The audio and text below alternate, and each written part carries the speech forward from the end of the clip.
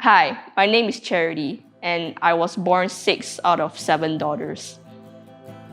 I had the privilege of growing up in church, being surrounded by my family.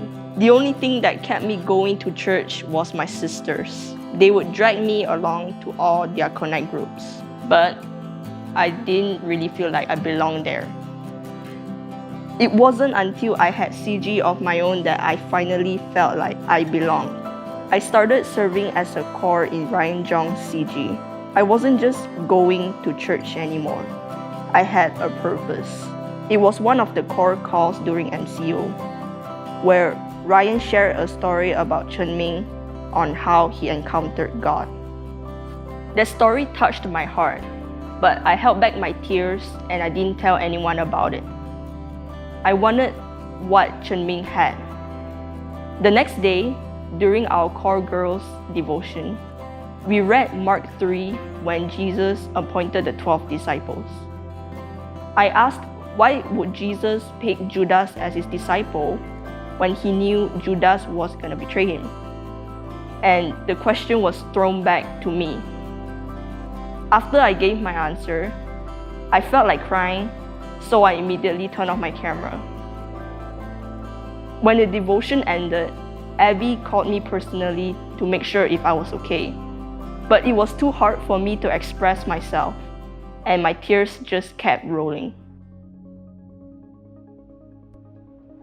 She slowly explained to me that all these emotions were because I was experiencing God. She explained that God's love is so big, even though Jesus knew Judas would betray him, he still picked Judas as his disciple. Once I realized it was God's love, all the confusion that I felt disappeared and I started to feel peace. That was the first time I felt God in my life. That's when my journey began. Although I encountered God, I still struggled with feeling anxious. I would worry about my future, like my exams. What if I fail? And because of that, every night I would roll on my bed and worries would fill my head.